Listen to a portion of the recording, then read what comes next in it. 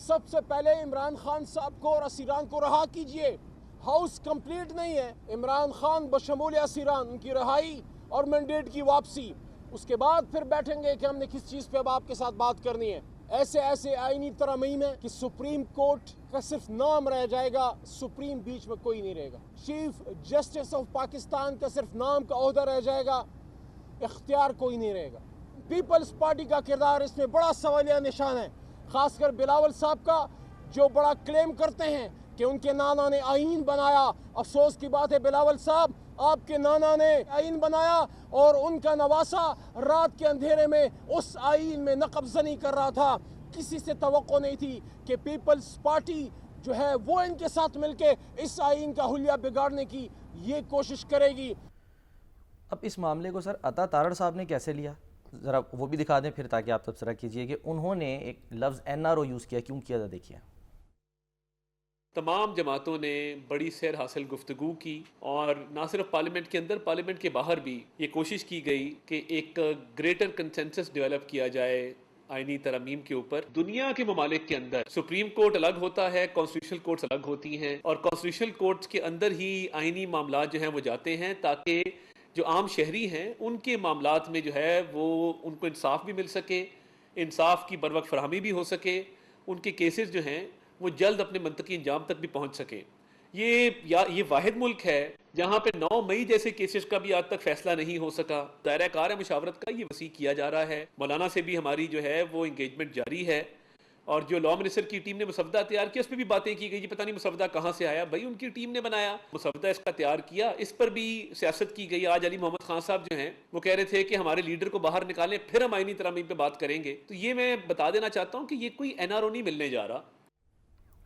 وہ اس کو NRO سے کیوں سر تشبیہ دے رہے ہیں؟ تو NRO یہ ہے کہ عمران خان صاحب رہا ہو جائیں, یہ NRO ہے. اچھا, تو بات یہ ہے, شرائط جو نہیں رکھ رہے ہیں. دیکھیے تو علی محمد خان صاحب کہہ رہے ہیں, وہ ہم کہہ رہے ہیں, وہ ان کا نقطہ نظر ہے. جو عطا اللہ تارڑ صاحب کہہ رہے ہیں وہ ظاہر اپنی بات کر رہے ہیں. تو یہ ابھی تو یہ موضوع نہیں ہے نا کہ عمران خان صاحب کو رہا کیا جائے گا تو تب بات چیت ہوگی. بنیادی بات یہ ہے کہ حکومت کے پاس 2/3 اکثریت نہیں ہے. یعنی ایک تو صورت یہ ہے نا کہ وسیع تر اتفاق رائے سے آپ ترامیم کریں. دوسری بات یہ کہ آپ کے پاس 2/3 اکثریت ہو, اور 2/3 اکثریت بھی آپ کے پاس اس وقت حاصل نہیں ہے, تو پھر ترمیمیں کیسے ہوں گی؟ تو ترمیمات تو نہیں ہو سکیں گی. پھر کنسنسس ہی بلڈ ہو سکتا ہے نا, وہ ایسی ترامیم لائیں گے جس میں سب راضی ہو جائیں. اور اس کا جائزہ جو ہے کہ اچھی ترمیم کیا ہے اور خراب ترمیم کیا ہے, یہ بھی ٹھنڈے دل سے کیسے لیا جا سکے گا. تو بہرحال ابھی تو معاملہ الجھ گیا ہے, اور ابھی تو PTI کہہ رہی ہے کہ ہمارے 7-8 ارکان جو ہیں وہ بھی کہیں پنجاب ہاؤس میں رکھے ہوئے ہیں. ہاں جی, یہ دعویٰ کیا گیا. اب وہ دعویٰ کیا ہو, وہ کون سے لوگ ہیں, کیوں رکھے ہوئے ہیں. جب حکومت کے پاس نمبر ہی پورے نہیں ہیں تو یہ پیشرفت آگے تو نہیں ہو سکے گی. سر لیکن ٹھیک ہے, آپ تو یہ کہہ رہے ہیں کہ آگے نہیں ہو سکے گی, لیکن ادھر بانی PTI ان کو کس بات کا یقین ہے؟ وہ کہہ رہے ہیں کہ نہیں جی حکومت ترمیم لا کر رہے گی, اور یعنی کہ رہنما جو ہیں ان کے وہ یہ کہہ رہے ہیں کہ ہم کامیاب ہو گئے ہیں. آج ایک اور بھی چیز آپ نے دیکھی کہ کچھ PTI رہنماؤں نے سر اپنی ویڈیوز جو ہیں قیادت سے وفاداری کی وہ اپلوڈ کی ہیں کہ جی ہم خان صاحب کے ساتھ کھڑے ہیں. یہ وہ شکوک و شبہات والی بات کے بعد, یعنی یہ کہ وہ ووٹ نہیں دیں گے ترمیم کے حق میں, کیونکہ PTI کے کچھ لوگ اگر ترمیم کے حق میں ووٹ دیں تو پھر ان کے ووٹ گنے جائیں گے کہ نہیں گنے جائیں گے, وہی تو بڑا مسئلہ ہے. تو بڑی پیچیدہ صورتحال ہے, جس کو یہ ایک گنجلک صورتحال ہے نا, اس کو آسانی سے طے کرنا ممکن نہیں ہے. اس لیے بہرحال اپنے اپنے جذبات کو قابو میں رکھیں. اور یہ بڑی مشکل سے تو ہم یہاں تک پہنچے ہیں, اور عدلیہ جو ہے ظاہر ہے کہ عدلیہ سے شکایات پیدا ہوئی ہیں, اس نے تجاوز کیا ہے.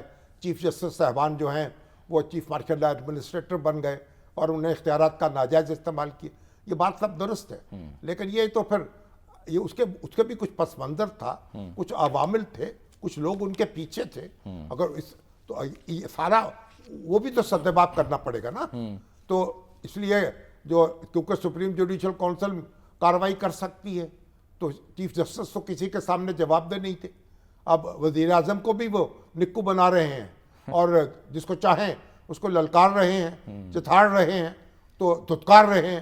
تو یہ ساری صورتحال ہے. اس پہ ٹھنڈے دل سے غور ہونا چاہیے. آج کے دن تک سر ہم یہ سمجھیں کہ کوئی مطلب حکومت کو شکست ہو گئی ہے, اپوزیشن جیت گئی یا نہیں؟ ابھی پروسیس جاری ہے. اب دیکھیں کس طریقے سے بات آگے بڑھے گی. اور یہ 1 مہینہ حکومت کے پاس ہے, وگرنہ تو پھر دستور کے مطابق منصور علی شاہ صاحب جو ہیں وہ چیف جسٹس ہو جائیں گے. اور منصور علی شاہ صاحب تو ایک بڑے دھیمے مزاج کے آدمی ہیں, بڑے روشن خیال ہیں, بیدار مغز ہیں, بڑے پڑھے لکھے ججوں میں شمار ہوتا ہے. ان کی نظر ہے تاریخ پر بھی اور عدالتی نظام پر بھی. تو میرا خیال ہمیں اتنا یعنی کوئی پریشان نہیں ہونا چاہیے کسی کو بھی, اور معاملات کو آگے بڑھنے دینا چاہیے. جو غور کر لیں, اگر فیڈرل کانسٹیٹیوشن کورٹ بنتی ہے یا کوئی بینچ بن جاتا ہے اس کا, یا فیڈرل شریعت کورٹ کا اس سٹیٹس پہ کورٹ بن جائے, تاکہ مطلب یہ ساری تجاویز ہیں. اور یہ جو کہا جا رہا ہے کئی ملکوں میں ہے, اب جرمنی میں ہے, فرانس میں ہے, تو اس کے تو بڑے وسیع اختیارات ہیں. جو جرمنی میں کانسٹیٹیوشنل کورٹ ہے, پھر اس کی تشکیل کیسے ہوگی یہ بھی ایک معاملہ ہوگا. لیکن اس پہ سب پہ گفتگو ہو سکتی ہے. لیکن بنیادی بات یہ ہے کہ سپریم کورٹ کا تحکم جو ہے وہ اپنی جگہ رہنا چاہیے, اور انتظامیہ کا تحکم بھی رہنا چاہیے, اور مقننہ کا بھی رہنا چاہیے, اور ایک دوسرے کی حدود میں تجاوز نہیں ہونا چاہیے. اور جو ادارے مداخلت کرتے ہیں ان کا اس کا بھی سدباب ہونا چاہیے, ان کے راستے میں دیوار کھڑی ہونی چاہیے. صحیح. بانی پی ٹی آئی سر, ان کو نئے چیف جسٹس سے 2 امیدیں ہیں. ایک وہ کہہ رہے ہیں کہ جی منصور علی شاہ صاحب آ گئے تو ایک تو 9 مئی پر تحقیقات ہوگی ان معاملات پر, اور دوسرا 8 فروری کے جو الیکشن ہے وہ کھل جائیں گے. اور یہی اس کو بنیاد بنا کے وہ کہہ رہے ہیں کہ یہ وہ وجوہات ہیں جس کی وجہ سے یہ ترامیم لے کر آنا چاہتے ہیں. کو جو بھی توقعات ہوں, ابھی تو دیکھیے کہ وہ جو مقدمات ہیں وہ تو الیکشن ٹریبیونلز ہی کام نہیں کرنا شروع کر. اس کا شکوہ کیا انہوں نے. ابھی وہ الیکشن ٹریبیونلز کا کام رکا ہوا ہے. تو پہلے تو جو شکایات ہیں وہ ٹریبیونلز کے پاس جائیں گی, تو سپریم کورٹ جو ہے وہ اس میں کوئی آ کے یعنی بالکل کوئی کود تو نہیں سکتی اس میں. تو ایسا تو نہیں ہے کہ منصور علی شاہ صاحب آئیں گے اور ایک دم جناب یعنی بالکل بجلی کی طرح گر جائیں گے سیاسی جماعتوں پر. ایسا نہیں ہوگا. اور عمران خان صاحب خاطر جمع رکھیں, اس سسٹم کے اندر جو اس کو آپریٹ ہونے دیں, اور سسٹم کے اندر اپنے یہ گنجائش پیدا کریں. اور ایک وسیع تر, آج تو مولانا مفتی جو مولانا فضل الرحمان ہیں ان کے بارے میں بھی کوئی بات کرتے ہوئے جی ہاں, وہ تردد میں تھے. سر ان سے پہلی دفعہ پوچھا گیا کہ جی مولانا فضل الرحمان کے کردار کو آپ کیسا دیکھتے ہیں, تو انہوں نے کہا کہ میں کچھ نہیں کہہ سکتا. اب وہاں شک و شبہات پیدا ہو گئے. تو صحافیوں, کیونکہ میری بات ہوئی ہمارے جو احمد بھٹی صاحب ہیں, تو انہوں نے کہا, ہم نے پھر پوچھا, صحافیوں نے پھر پوچھا کہ آپ اس کو کلیئر کریں کائنڈلی کہ آپ کہنا کیا چاہ رہے ہیں, کیا شک ہے آپ کو یا آپ کیا کچھ کہنا چاہ رہے ہیں. تو انہوں نے کہا کہ نہیں جی, جمہوریت کے لیے کام کر رہے ہیں تو پھر تو بڑی اچھی بات ہے. بات ہے. اس لیے ان کے حریف بھی تو ہے نا. اس وقت کے پی کے اندر حریف اول تو مولانا فضل الرحمان ہے. اس لیے ان دونوں کی سیاسی ضرورتیں بھی ہیں اور ایک دوسرے سے خوف بھی ہے. تو مولانا تو اس وقت ایک مرکزی حیثیت اختیار کر گئے نا, کہ ان کے بغیر یہ ممکن نہیں تھا کہ ترمیم ہو جاتی یا ترمیم ہو جائے. تو انہوں نے بڑے دانائی سے اور حکمت سے معاملہ آگے بڑھایا ہے.